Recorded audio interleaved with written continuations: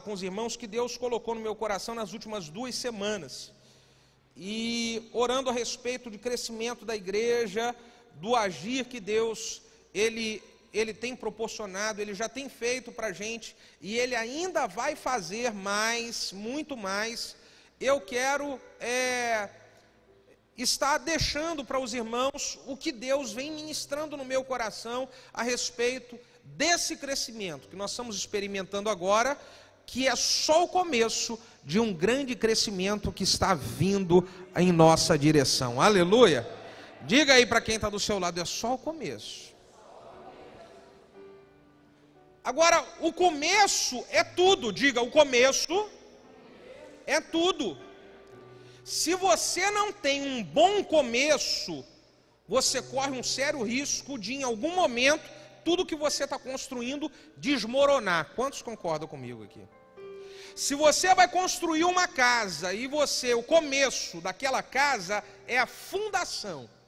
Se a fundação daquela casa não for bem preparada, em algum momento, o que é que vai acontecer com aquela casa? Desmoronar. Então, começo é tudo.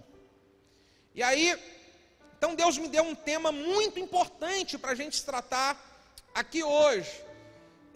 Eu vou falar sobre outro assunto depois na parte da tarde, mas agora no início.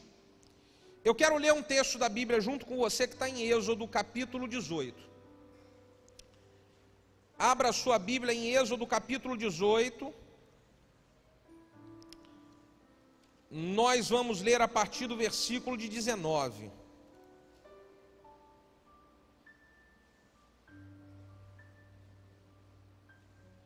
Ok? Diz assim: agora ouça o meu conselho. Eu estou lendo na versão NVI. Que Deus esteja com você, e seja você o representante de Deus, e leve a Deus as suas questões. Oriente-os quanto aos decretos e leis, mostrando-lhes como eles devem viver e o que devem fazer. Mas escolha dentre todo o povo homens capazes, homens tementes a Deus, homens dignos de confiança e inimigos do ganho desonesto. Eu quero que você esteja repetindo comigo essa parte que diz: homens, diga comigo, homens dignos de confiança. Diga mais forte, dignos de confiança. Feche os seus olhos, vamos orar. Meu Pai, eu oro para que o Senhor nos dê graça para ministrar a sua palavra. Eu reconheço mais uma vez que eu não sou nada e não consigo nada se o Senhor não for comigo. Por isso eu oro pedindo, me dá graça, me dá, ó Deus, da tua unção. Faz fluir, ó Deus amado, da minha vida a sua direção, a tua palavra para a vida do teu povo, para a vida dos meus irmãos que estão aqui. Nós oramos, ó Deus, certos de que o Senhor está conosco. Em o nome de Jesus, amém, amém. Diga amém. Glória a Deus. Queridos, o tema dessa palavra, o tema desta mensagem é a importância da lealdade para o crescimento das igrejas. Diga comigo, a importância da lealdade para o crescimento das igrejas. Alguns dos maiores da liderança bem-sucedida foi passada por Jetro, sogro de Moisés. Jetro aconselhou a Moisés sobre um modelo de liderança que iria revolucionar o chamado de Moisés para aquela época. Jetro chamou Moisés e passou algumas orientações de quem seriam os homens que deveriam estar, quais seriam as características dos homens que deveriam acompanhar ele de frente naquele grande projeto de conduzir o povo para a terra prometida. E se nós observarmos aqui nessa orientação de Jetro para Moisés, ele fala: Moisés, você precisa escolher homens que sejam dignos de confiança. Homens dignos de confiança são homens leais. Veja que para que um grande projeto pudesse ser realizado, o sogro de Moisés dá uma orientação que ao lado dele, de frente com ele, nessa obra iria precisar ter homens leais. A lealdade é muito importante para uma igreja que quer crescer, irmão. Ter líderes leais é o diferencial de uma igreja que cresce e avança em grande velocidade. Ter pessoas leais é o diferencial daquele GCD, daquela área que cresce, que avança. A lealdade, ela é um diferencial. Diga para quem está do seu lado: a lealdade é um diferencial. Enquanto que o contrário, a deslealdade, líderes que são pessoas que são desleais, elas impedem o avanço do reino de Deus. Porque os desleais, eles não multiplicam, eles dividem. E para crescer, o segredo para o crescimento é a multiplicação e não a divisão. A deslealdade, ela divide. A lealdade, ela multiplica. Isso é sério demais, é importante demais. A lealdade, ela é uma base muito importante que precisa ter na vida de uma igreja que quer crescer sem limites. E eu quero dizer, meus amados, Deus tem um chamado para crescer sem limites. Diga: eu vou crescer sem limites. Diga: só vou parar quando Jesus voltar. Tem gente que cresce e fala assim: olha, já tá bom, já cresci demais. Não. Nós só vamos parar quando Jesus voltar. Agora, para esse crescimento avançar dessa maneira, a lealdade, ela é muito importante. E por que a lealdade é importante? Eu vou falar, ainda estou na introdução aqui ainda. Por que a lealdade, ela é importante? A lealdade, ela é importante para uma igreja que quer crescer, porque a lealdade faz com que as pessoas andem em uma mesma linguagem. Diga: mesma linguagem. As pessoas leais, elas defendem uma mesma linguagem, elas protegem uma mesma linguagem e elas não se afastam da linguagem original. Se você analisar o texto de Gênesis 11, ali conta a respeito da Torre de Babel, e Deus, ele vem, olha o que aqueles homens estavam fazendo e fica impressionado com a construção que aqueles homens estavam fazendo e falou assim: nada vai ser mais impossível para esses homens. Não haverá mais limite para esses homens. É claro que eles estavam em uma edificação, em uma construção carnal e humana, mas falavam uma mesma linguagem. E o poder daquela mesma linguagem foi algo que surpreendeu até mesmo Deus. Uma igreja que tem pessoas leais, ela sempre defende a mesma linguagem. A mesma linguagem faz com que os projetos deem certo. Você quer ver um projeto dar errado? É as pessoas, cada uma pensar de uma maneira. É cada uma lutar para que o seu pensamento prevaleça. Aliás, pensar de maneiras diferentes, até que se decida o rumo a traçar, isso é saudável e é bom. Agora, pensar de maneira diferente, quando o rumo já foi traçado, aí é deslealdade. Pensar diferente quando o rumo já foi traçado é deslealdade, porque não soma com a mesma linguagem. A lealdade é importante porque ela define a mesma linguagem, e a mesma linguagem gera poder para crescer. Segundo, a lealdade ela é importante, porque a lealdade faz o amor de Deus enxergar, faz com que as pessoas elas enxerguem o amor de Deus no nosso meio. E o amor de Deus atrai as pessoas.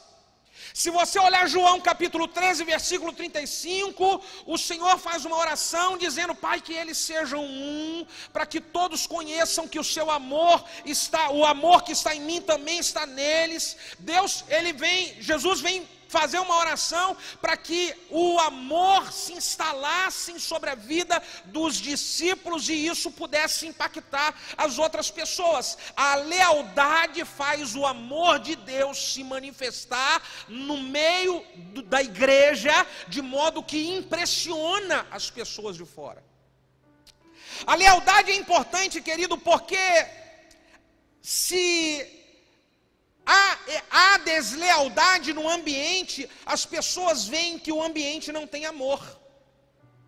Aonde há deslealdade, as pessoas que chegam e que se aproximam, elas já logo identificam. E isso aí isso é meio perigoso.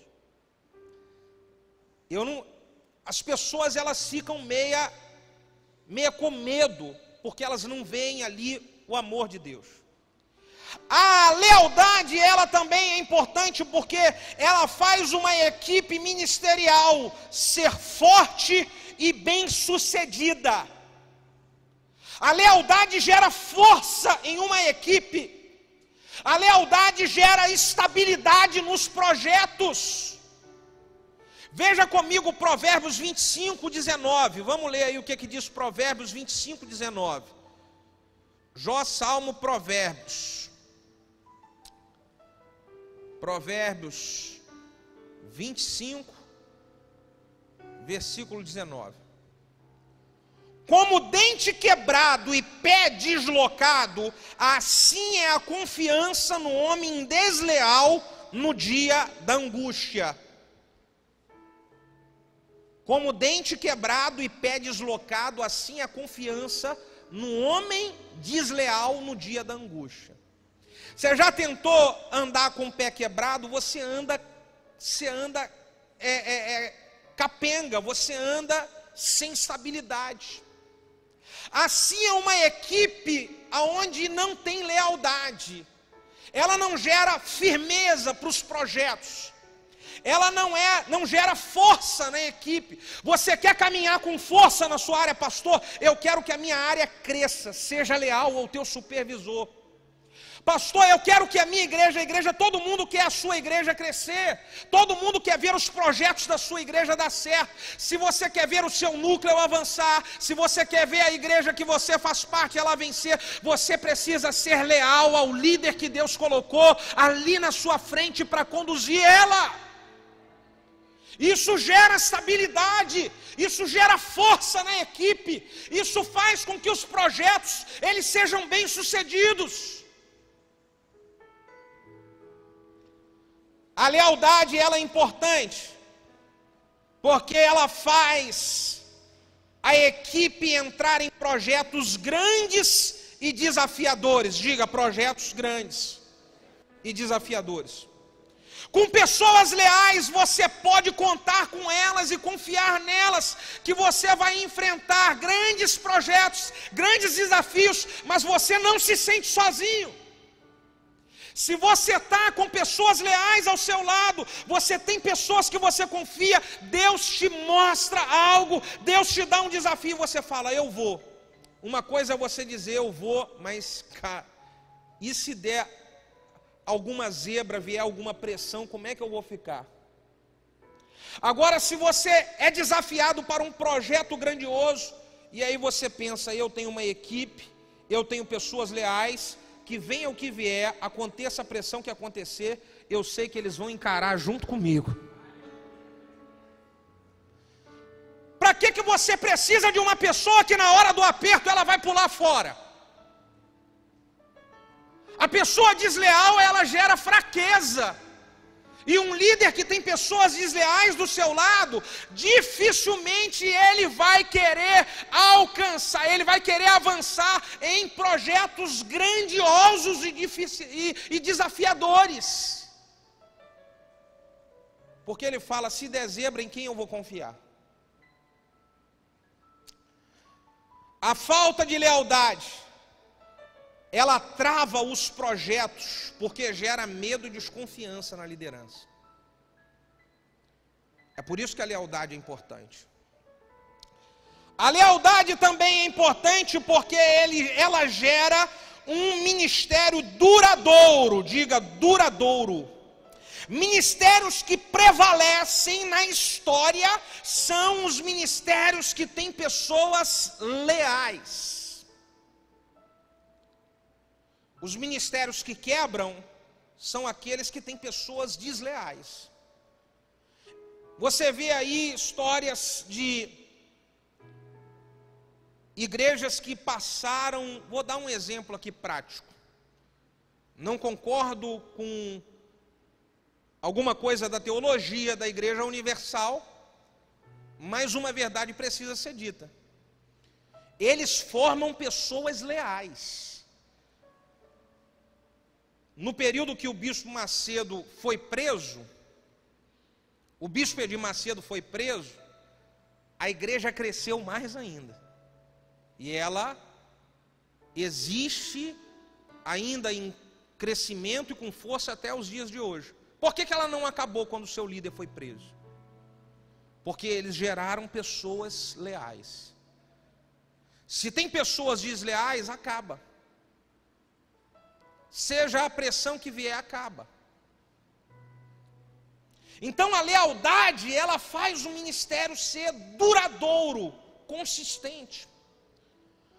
Bom, eu mostrei aqui a importância da lealdade, e eu entendo que todos nós queremos ser leais, sim ou não?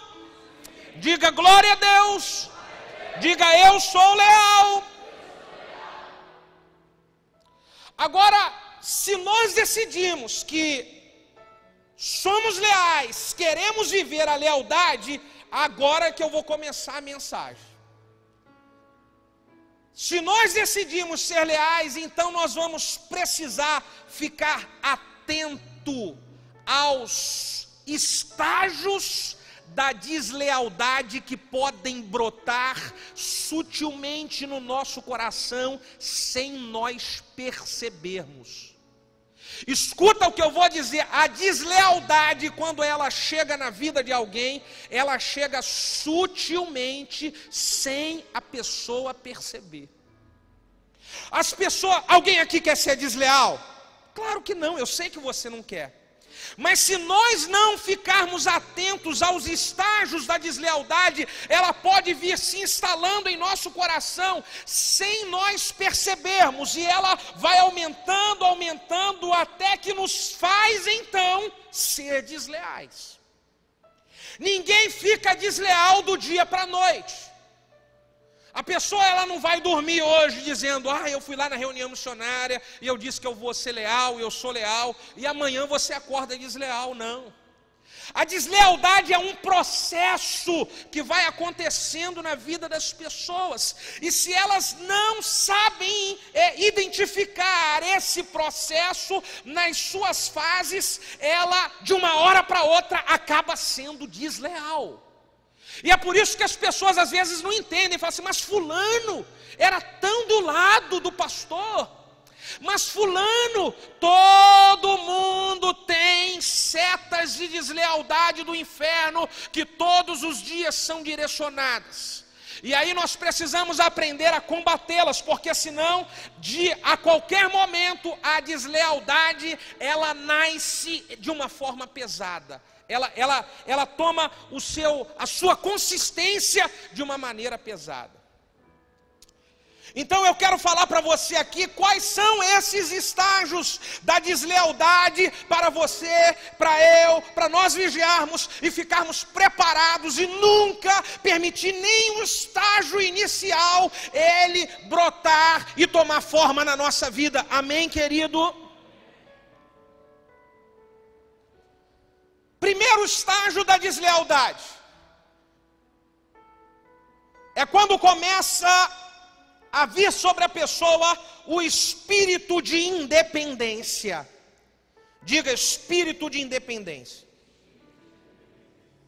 Esse estágio da deslealdade, ele é tão sutil que a maioria das pessoas, elas não conseguem reconhecer isso na sua vida. Ele é tão sutil que a pessoa, ela não consegue reconhecer que ela está sendo independente. É sutil demais. E aí eu estou trazendo esse ensinamento aqui para nós aprendermos juntos. A independência, ela começa a fazer o líder começar a fazer coisas sem estar debaixo de uma direção que ele tem recebido. O líder começa, a ovelha e o discípulo começa a não prestar contas daquilo que lhe é solicitado. Ele não valoriza coisas que são importantes para a liderança, como relatórios. Ele não valoriza coisas importantes como a prestação de contas no discipulado. Ele não valoriza coisas importantes como a reunião de supervisores. Veja que eu estou falando de coisas do dia a dia que são pequenas, e as pessoas, elas acham que isso não tem importância, mas é o espírito da independência. Por que que um supervisor de setor ou um líder, às vezes ele não participa de uma reunião? Sabe por quê? Porque ele pensa bem assim: eu já sei tudo que vai falar lá, eu já conheço, é toda semana a mesma coisa, e eu já conheço. Espírito da independência que começa a surgir. Por que que uma pessoa, às vezes, ela não vai no discipulado? Eu não vou lá, porque vai me perguntar de novo como é que está a minha vida, como é que está meu casamento, como é que está meu tempo de oração, como é que está a minha vida com Deus. Eu vou lá de novo. Pois é, espírito de independência, porque talvez é essa área mesmo que tem que ficar cobrindo toda semana, porque se não cobrir uma semana, você escorrega.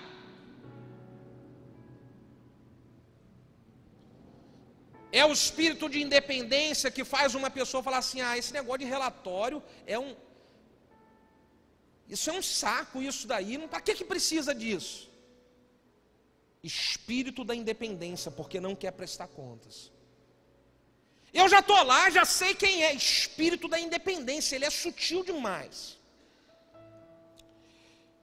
Então nós precisamos ficar atentos, porque às vezes existem pessoas que elas querem ter um GCD, elas querem liderar um GCD, ter a liderança de um GCD, mas elas não querem ser discipuladas, elas não querem vir para o Tadel, elas não querem participar de reunião que o supervisor faz com a sua área, porque ela quer liderar independentemente. Ela quer ter o seu GCD, não, eu quero ter o meu GCD. Ela quer ter a posição e o status de um líder, mas ela não quer se submeter a ninguém. Espírito da independência. O espírito da independência faz uma pessoa, ela querer discipular outras, mas ela não é discipulada. Querido irmão, você que está aqui, que é discipulado por alguém, você precisa se certificar se o seu discipulador está sendo discipulado. Porque quem não é discipulado não tem autoridade para discipular ninguém.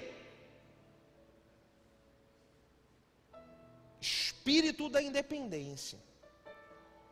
Pastor, qual é a maneira de eu me livrar do espírito da independência?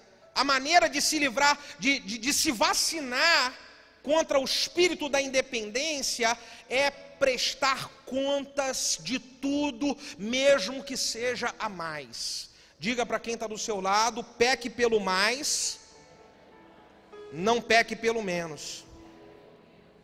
Fale sempre a mais. Peça mais permissão no mais alto nível.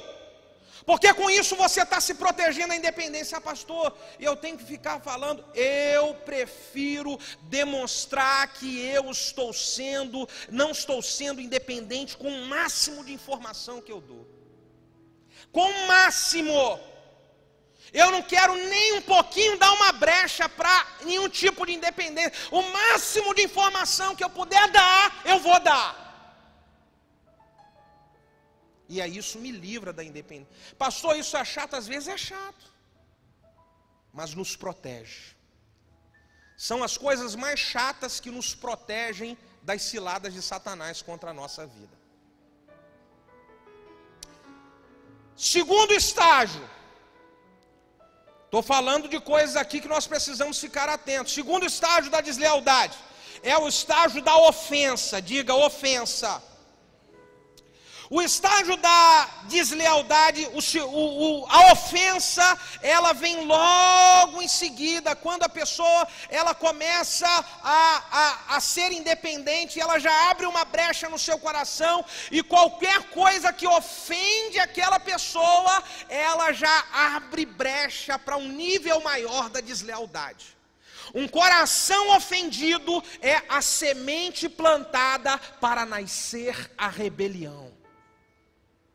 Um coração ofendido é a semente plantada por Satanás para nascer a traição. Um coração ofendido é a semente plantada pelo diabo para nascer a deslealdade. E aí nós precisamos avaliar. A pessoa com coração ofendido, ela sempre se coloca como vítima de tudo. Ela foi ofendida em alguma área.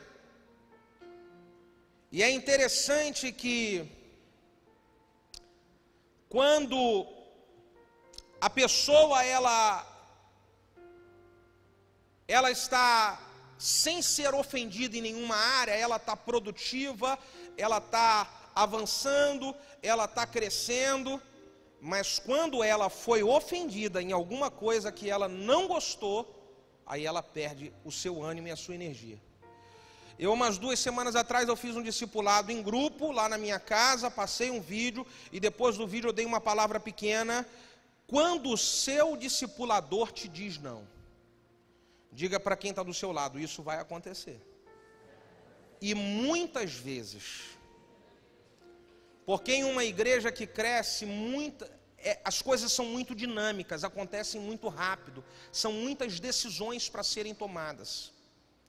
Em algum momento a gente vai ouvir não.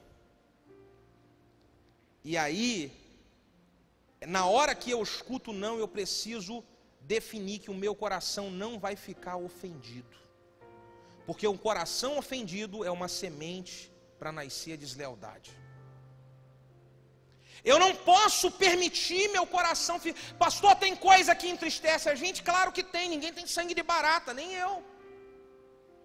Muitas coisas me entristecem, mas eu decido que o meu coração não vai ficar ofendido, não vai. É uma questão de decisão, irmão. Não é uma questão de sentimento, é uma questão de decisão. Eu não vou ficar ofendido. É um perigo esse estágio da ofensa. Em João capítulo 12, versículo de número 1 a 6, conta a história de Judas, que ficou ofendido quando Jesus, ele vai fazer uma visita em uma casa e uma mulher derrama um perfume sobre Jesus, e aí Judas vem dar a opinião dele para Jesus. Jesus, isso está errado. Esse dinheiro desse perfume caro que ela jogou, podia ser dado para os pobres. E aí Jesus dá uma bronca no Judas e fala: meu filho, deixa ela aproveitar, porque enquanto ela está comigo, depois que não estiver comigo, os pobres vão sempre existir. Você não enxergou ainda não, rapaz? Vai dar piruada para outro. E ali começa a entrar o coração ofendido de Judas. Se você olhar o texto, diz que o diabo entrou ali, o inimigo entrou no coração de Judas. Porque ele não aceitou talvez uma correção, talvez um confronto, ou talvez até mesmo uma bronca. E eu acredito que ali começou a aumentar os estágios da deslealdade de Judas. É por isso que nós não podemos permitir o nosso coração ficar ofendido, meu irmão, com ninguém. Eu não posso permitir meu coração ficar ofendido com ninguém, nem com os meus liderados, nem com os meus amigos e principalmente com a liderança que está acima de mim. Porque isso é uma semente que vai me fazer ser desleal. Escuta o que eu estou falando, é sério. Então você precisa decidir. Venha o que vier, aconteça o que acontecer, eu não vou permanecer ofendido. Eu posso ter ficado triste por um momento, mas no dia seguinte eu acordo e eu ligo para o meu líder, para o meu discipulador, está tudo bem, vamos comer uma pizza e tal, e aleluia. E é assim que caminha uma igreja que é leal. Diga glória a Deus. O terceiro estágio da deslealdade é o estágio da passividade. Diga passividade. Depois das pessoas serem ofendidas, elas começam a se tornar passivas. Antigamente eram pessoas que defendiam a visão, defendiam a igreja, defendiam os seus líderes, defendiam os projetos, mas porque foram ofendidas, aí elas decidem ser passivas. Eu acredito que você já de repente ouviu alguém falar assim: não falo mais nada nessa igreja. Irmão, e assim vamos fazer? Sei, o que fizer tá bom. Diga passividade. Antigamente era alguém que estava cheio de ânimo, disposição de fogo, mas porque foi ofendido em alguma área, então agora começa a ser passivo.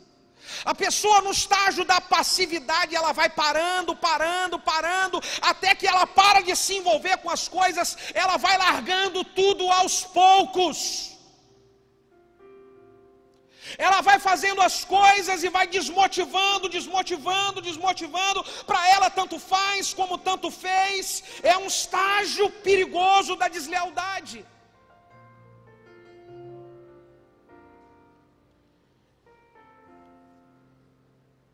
A pessoa no estágio da passividade, ela se distancia das pessoas que podem ajudar a ela vencer esse problema. Se distancia do seu discipulador, se distancia do seu líder, ela começa a fugir. Quando Jesus estava orando no Getsêmani com seus discípulos, logo antes dele ser preso, que ele deixou os discípulos em algum lugar descansando, logo antes dele ser preso, se você observar, Judas estava distante, ele não estava com os discípulos ali orando, ele estava longe lá, negociando Jesus, a prisão de Jesus, pelas 30 moedas de prata, porque ele estava passivo, ele não queria participar tanto mais das coisas. Então um dia que você sentir assim, eu não quero mais fazer nada, é um perigo, porque isso pode ser deslealdade brotando no teu coração. Eu não vou dar mais opinião de nada, é um perigo. A pessoa passiva, ela fica totalmente silenciosa. Antigamente ela defendia o ministério, os seus líderes com unhas e dentes, mas porque ela foi ferida, agora quando chega alguém para falar mal, aí sabe o que a pessoa faz? Nada. E quando você fala assim, falaram mal da sua liderança, falaram mal dos seus líderes, falaram mal do seu ministro, e aí o que você falou? Falei nada, cada um resolve o seu problema, eu já tenho os meus. Deslealdade. Querido, eu estou falando de coisas que são importantes para que a igreja cresça e avance sem ter problemas. O quarto estágio da deslealdade é o estágio da crítica. O desleal, ele não fica passivo para sempre. Ele chega um momento que ele avança para o estágio da crítica. É muito fácil aquele que ficou passivo passar para o estágio da crítica, porque como ele vai deixando de se envolver, como ele vai deixando de dar opinião, como ele vai deixando de participar, como ele vai se afastando, então ele fica muito mais atento para poder enxergar os erros. Quem não trabalha, dá trabalho. Diga comigo, quem não trabalha, dá trabalho. Diga aí, muito trabalho. Então a pessoa, ela ficou passiva, ela começa a não se envolver com nada, porque ela começa a não se envolver, então ela começa, ali, olha só como é que tem falha ali, tá errado isso, olha aquele líder, olha essa, tem tanta, eu não sei se você já ouviu as pessoas, tem tanta coisa errada.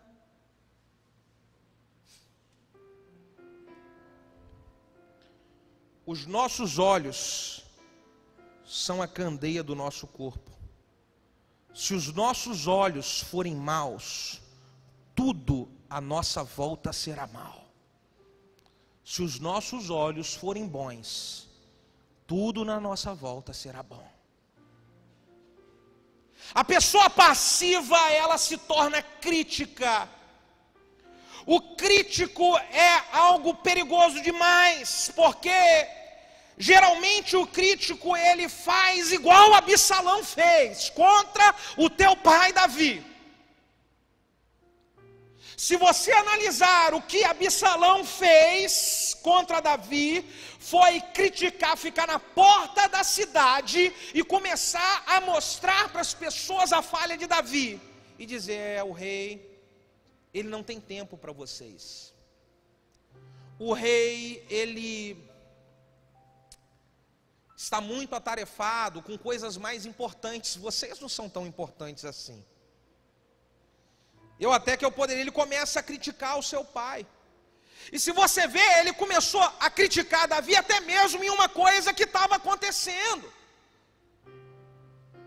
Davi não estava com tanto tempo para o povo, era isso aí mesmo. Só que Absalão pegou a oportunidade de uma falha para poder criticar. E isso faz quem é desleal. O desleal aproveita as falhas do seu líder para poder o criticar. A mulher desleal aproveita as falhas do seu marido para o criticar. O marido desleal aproveita as falhas da sua esposa para o criticar. Isso eu estou falando para outras pessoas, não é para o seu discipulador e para o pastor. Estou falando para o seu discipulador, você tem que pegar e abrir o verbo mesmo. E conversar mesmo. Agora, expor para outras pessoas está errado. O que Absalão fez foi aproveitar a falha e começar a criticar. Quando na verdade o que Absalão precisaria fazer era cobrir. Olha, o papai está lá, o rei está lá, ele não está tendo muito tempo para vocês, ele está com um monte de tarefa lá, mas me dá aqui, eu tenho certeza que eu vou conseguir que ele ajude, ou então eu estou aqui em nome dele. Eu tenho alguns irmãos, alguns líderes aqui que são fantásticos me cobrindo. São fantásticos, eu acho que é assim que deve ser, eu vou ensinar você. Às vezes, alguém estava esperando uma visita minha, e eu não pude ir por alguma coisa aconteceu, e o líder foi lá visitar, vou supor aqui a Cristiane, fui lá visitar a Cristiane, o líder, e a Cristiane fala assim, tudo bem, eu estava esperando o pastor Bruno, poxa, o pastor Bruno, ele nem veio aqui me visitar, eu estava doente, e aí o líder me cobra assim, olha, foi o pastor Bruno que mandou eu vir aqui, para poder orar por você. É o pastor Bruno que está procurando saber informação de você direto. E às vezes eu nem falei isso. Pastor, ele está mentindo? Não, ele está cobrindo. Que aí quando ele acaba de falar aqui, ele vem lá correndo para mim, pastor, fui lá visitar a Cristiane, e ela estava assim com saudade, mas eu já falei assim, aproveita, dá uma ligada para ela aqui, conversa, fala, é isso mesmo e tal. Você entende o que é você cobrir um líder? Olha o que é você expor um líder. Eu vou visitar ela, e aí ela começa a falar, o pastor Bruno nem veio me visitar, e o pastor Bruno nem nada, e aí o passivo ou crítico se manifesta aqui. Né? O pastor Bruno está com muita coisa, tem muitas igrejas aí abrindo agora, ele está preocupado com coisas maiores, né? Você sabe, né? Você é pequenininha demais. Você não é tão importante assim, mas eu estou aqui, posso te ajudar, Absalão.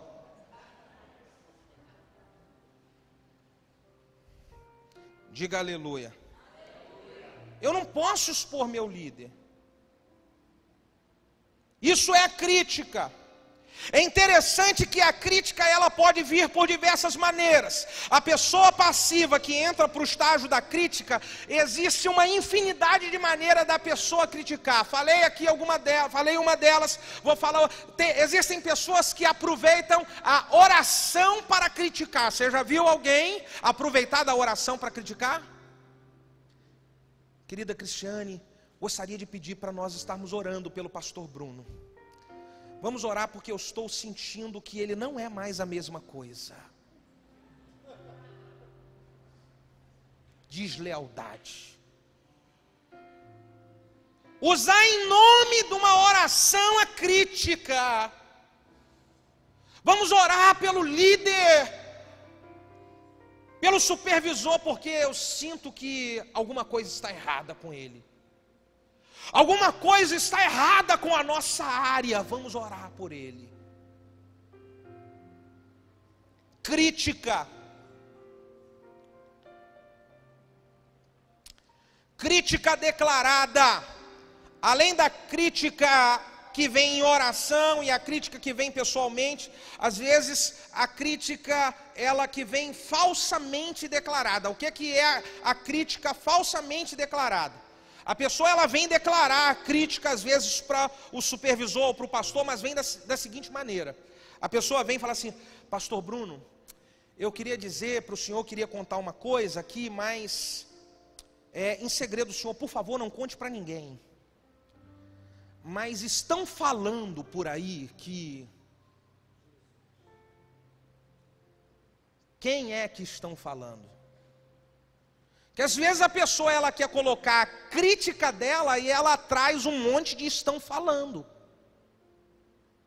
Isso acontece ou não acontece, meu irmão? Tem um monte de gente falando. Tem um monte de gente discordando. É a crítica declarada com uma maneira oculta. Isso é perigoso demais, isso é deslealdade. Todo mundo quem? Um monte de gente, cadê um monte de gente?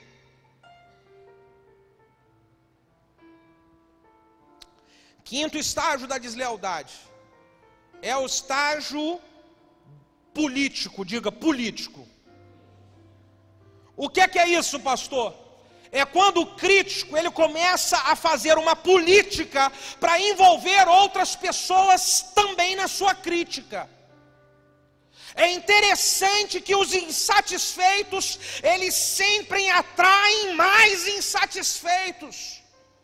E sempre querem arrumar o maior número de adeptos possível para as suas insatisfações. Deslealdade. Veja como o nível da deslealdade ele vai crescendo, irmão.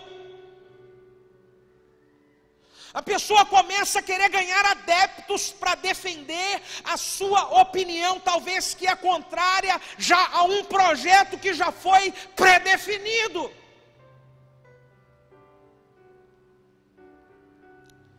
Então começa a fazer política. Absalão fez política na porta da cidade, tentando envolver o coração das pessoas, tentando conquistar o coração das pessoas para si. Os políticos sempre usam estratégias para poder atrair o maior número de pessoas. E uma pessoa desleal que está no estágio da política, ela vai pegar pesado para poder tentar atrair seguidores para si. Sabe como geralmente uma pessoa no estágio político, ela atrai pessoas às vezes com perguntas. Tipo, ela pega alguém, reúne perto e fala: você por acaso, você não acha que o pastor exagerou naquele dia, naquela palavra? Talvez a pessoa ela nem estava enxergando nada. Aí a pergunta do político é para fazer a mente da pessoa: eu acho que sim. O político faz perguntas do tipo: você não acha que isso que está acontecendo assim não deveria de ser outro assim? Você não acha? Irmão, ou você está num barco com a tua liderança, ou você está fora. Ou você conversa com a sua liderança para poder definir ideias, ou então você fecha a tua boca, porque você falar do lado de fora, o nome disso é deslealdade. É deslealdade. E o estágio vai só aumentando. O sexto estágio da deslealdade é o estágio do engano. Aquele que começa a viver deslealdade, ele se rebela, e ele é enganado pelo diabo. Aquele que é desleal, ele virou já rebelde, e por ser rebelde, ele se engana com muitas coisas. Ele começa, o desleal, a se enganar e a achar que ele é o único certo e está todo mundo errado. Ele começa a se achar dono da razão de todas as coisas. Ele começa a achar que ele é maior do que os seus líderes. Ele começa a se achar mais inteligente, mais capaz. Ele começa a se ver maior. Está enganado. É um engano. Foi essa mesma coisa que brotou no coração de Lúcifer. Irmão, um discípulo e um liderado nosso, ele pode e deve, e esse é o nosso propósito, crescer mais do que nós. O meu propósito é fazer com que os meus discípulos cresçam muito mais. Saibam, eu já tenho discípulos que sabem resolver problemas melhor que eu, discipular, e eu fico impressionado. E o propósito é que eles cresçam, é que eles avancem, é que eles frutifiquem, é isso mesmo. O seu propósito deve ser investir nos seus filhos para que eles cresçam mais. Só que aí os filhos têm que ter o seguinte pensamento. João, capítulo 13, versículo 16. Vamos ver se é esse texto aqui mesmo que eu separei.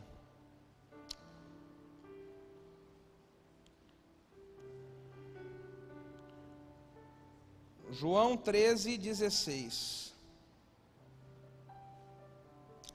Em verdade eu vos digo, que não é o servo maior do que o seu senhor, e nem o enviado, ele é maior do que aquele que o enviou.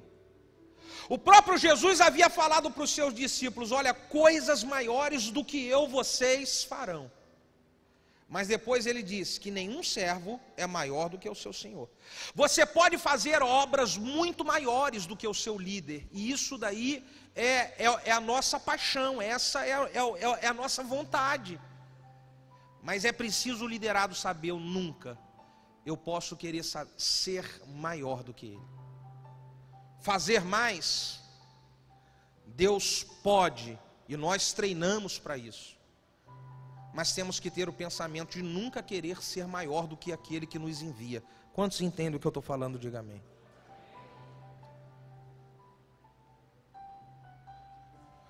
O outro estágio da deslealdade, vamos lá, já estou terminando já. É o estágio da rebelião escancarada. Diga, rebelião escancarada. Veja como é que vai crescendo. Nesse estágio, o desleal já está demonstrando a sua deslealdade escancaradamente. A pessoa, ela deixa claro para todos que ela é contra a sua liderança, que ela é contra a visão da sua liderança e que ela vai lutar contra isso. A pessoa fala mal escancaradamente, ela não tem nem um pouco de pudor. O temor ela já perdeu há muito tempo, agora ela perde a educação. E ela fala escancaradamente. Ela começa a escancarar a sua deslealdade.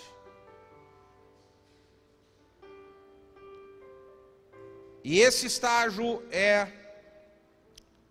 um dos estágios mais altos, que leva para o último estágio da deslealdade, que é o estágio da morte. Diga morte.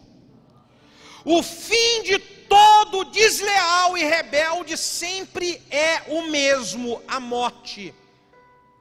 Morte física, morte espiritual e morte ministerial. Uma das três sempre vai acontecer na vida do desleal que chegou ao último estágio. Sempre vai acontecer, não tem como fugir disso. Ou morte física, ou morte espiritual, ou morte ministerial. Deus não suporta a deslealdade. Deus não suporta a rebeldia e a rebelião. Deus não suporta.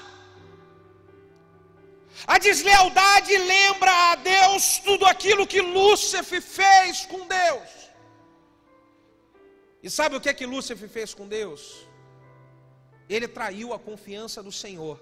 E ainda na sua política, ele levou 1/3 dos anjos de Deus junto com ele.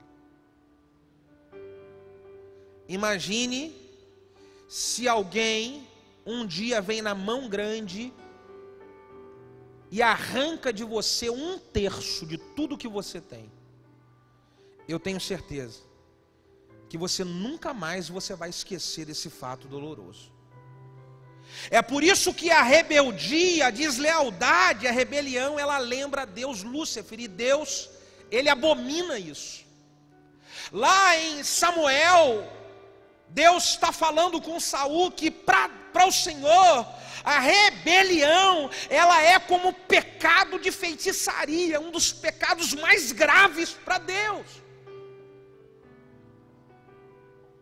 E nós precisamos tomar cuidado para não sermos enganados, porque isso vai acontecendo sutilmente, irmão. Você viu os estágios que eu vou falando, são coisas que vão acontecer na nossa vida, e às vezes nós não percebemos, não é por maldade, nós não percebemos, mas a maldade vai se instalando, e ela pode crescer. Em algum momento ela fica fora de controle, e aí nós chegamos ao estágio maior. Morte física, morte espiritual e morte ministerial. Eu posso falar aqui para você, eu vou finalizar dando exemplo na Bíblia de 3 tipos de morte. Deixa eu só falar uma coisa aqui. Eu já vi os 3 exemplos acontecer no meu ministério. Eu não vou falar para você por uma questão de ética, mas eu já vi na minha vida as 3 situações acontecerem. Vou usar da Bíblia. A primeira morte, a morte espiritual. Lúcifer foi decretado a morte. Ele vivia uma vida como querubim ungido, e foi decretado a falência dele, a morte espiritual. Lúcifer não tem salvação. Qualquer pecador que se arrepende gera salvação. Lúcifer não gera. Acabou, morreu. Morte espiritual. Morte ministerial. Quem era Absalão? Um dos que iria assumir o trono de Davi. O reinado era um ministério. O reinado era algo poderoso que poderia vir para Absalão. mas ele se rebelou e perdeu o ministério. Eu já vi pessoas morrerem espiritualmente, ficarem mortas, a perder a salvação. Por quê, pastor? Porque foram para o mundo, blasfemaram contra Deus, e eu vejo pagar um preço altíssimo, tentar voltar, mas não conseguem. Não conseguem. A morte ministerial, pessoas que tinham de tudo para poder crescer e frutificar no ministério, perderam o ministério, perderam o dom que Deus deu, tentam, mas não conseguem, perderam. Muda de um lugar para outro lugar, vai para um lugar, vai para outro, cada lugar que vai arruma outro problema, e o ministério travou, perdeu, tinha tudo para ter ministério lindo, mas perdeu, por causa da deslealdade. Terceiro, é a morte física. Judas Iscariotes morreu por causa da sua deslealdade, por causa da sua traição com Jesus. E eu já vi pessoas terem a vida ceifada por aplicarem deslealdade em mais alto nível. E isso é perigoso demais. Eu quero terminar aqui essa mensagem, eu quero concluir essa mensagem com você, dizendo para você, irmão, que a deslealdade, ela é como um vírus. Quando a pessoa menos percebe, ela foi infectada. Você tem um computador e às vezes os computadores aqui da igreja há um tempo atrás deu isso. Entrou um vírus, e é um vírus pequenininho, você não percebe, e você começa a usar. Talvez isso já aconteceu por diversas vezes no computador da sua casa.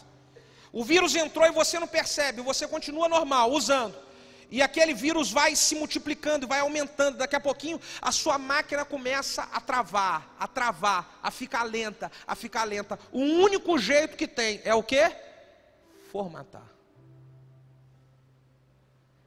A deslealdade é como um vírus. Ela começa pequena, e se você não eliminar ela logo no início, você corre um sério risco dela crescer e você perder o controle e chegar ao mais alto nível dela. Por isso é importante eu avaliar a minha vida em cada ponto. Se eu sentir que eu não estou legal, eu preciso passar um antivírus logo. Pastor, qual é o antivírus bom que a gente usa na nossa vida? Diga aleluia. Alguém sabe dizer qual é o antivírus bom para isso? Eu queria arrumar um nome em inglês para isso, mas me falhou agora a memória. Tem o Avast, tem, como é que é o nome dos outros antivírus? McAfee, discipulado McAfee. Diga discipulado. Não, completa comigo, diga discipulado transparente. Matou a charada. É isso. O discipulado transparente passa um antivírus no meu coração e me deixa purinho, limpinho. Se você toda semana faz discipulado e você é transparente, você sempre vai estar vacinado contra o vírus da deslealdade. Diga aleluia. Irmão, não tem como uma igreja que quer ganhar a nação, ela conseguir, se não tiver nela pessoas leais. Eu quero convidar você para se colocar de pé.